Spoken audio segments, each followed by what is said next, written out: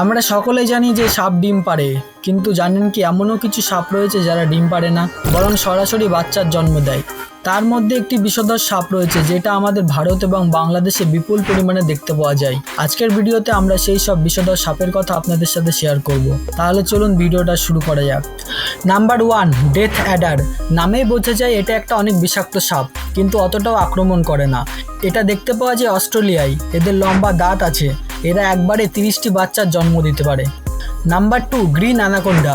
Green anaconda বিশ্বের বৃহত্তম সাপ। এরা প্রায় 20 ফুট লম্বা এবং 150 পাউন্ড পর্যন্ত ওজনের হতে পারে। তবে এরা বিষাক্ত নয়। দক্ষিণ আমেরিকায় পাওয়া যায় এই সাপ। এরাও ডিম পারে না, বরং বাচ্চার জন্ম দেয়। Number 3, western diamond back rattle snake. Western diamond back rattle snake বিশ্বের বৃহত্তম র্যাটল স্নেকগুলির মধ্যে অন্যতম। এগুলি আমেরিকা ও মেক্সিকোর মরুভূমিতে পাওয়া যায়। এরা সাধারণত একবারে 10 থেকে 20টি বাচ্চার জন্ম দেয়। নিজের শরীরে 6 মাস তাদের লালন পালন করে। Number 4, eastern গ্যাটার snake. Eastern গ্যাটার snake উত্তর আমেরিকায় পাওয়া যায়। এগুলি তেমন বিষাক্ত নয়। গাটার স্নেক তাদের বাচ্চাদের জন্মের পর তাদের থেকে দূরে সরে যায়। বাচ্চা সাপেরা সাধারণত 6 ইঞ্চি লম্বা হয়, পরে এরা 2 ফুট পর্যন্ত লম্বা হতে পারে। Number 5, eyelash viper snake. Eyelash viper snake সবচেয়ে সুন্দর প্রজাতির একটি সাপ। এগুলি দক্ষিণ এবং মধ্য আমেরিকায় দেখতে পাওয়া যায়, তবে বেশ বিষাক্ত। হলুদ, বাদামি, লাল, সবুজ রঙের দেখতে হয় এই সাপ।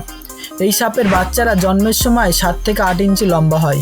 নাম্বার 6, হলুদ পেটের সামুদ্রিক সাপ। তারা জীবনের বেশিরভাগ সময় জলে কাটায়। সমস্ত সামুদ্রিক সাপের মতো এরাও বাচ্চার জন্ম দেয়। মহিলা সাপেরা সন্তান জন্ম দিতে অগভীর জোয়ারের জলাশয়ে যায়। 6 মাস বাচ্চাদের নিজেদের শরীরে রাখে।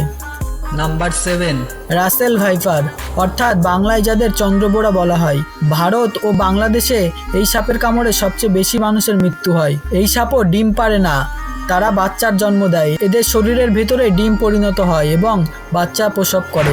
রাসেল ভাইপার বছরের প্রথম দিকে সঙ্গম করে এবং 6 মাস গর্ভকালের পরে মে থেকে নভেম্বর মাসের মধ্যে এরা বাচ্চা প্রসব করে। একবারে 20 থেকে 40টি বাচ্চা এদের হয়। 10টা বাচ্চা প্রসব করতে এদের 2 থেকে 3 ঘন্টা সময় লাগে। তো এই ছিল আজকের ভিডিওটা যদি ভালো লাগে একটা লাইক করবেন এবং চ্যানেলটা সাবস্ক্রাইব করে আমাদের পাশে থাকবেন। আর কমেন্টে জানাবেন আপনি কোন সাপটির সম্বন্ধে আগে থেকেই জানতেন।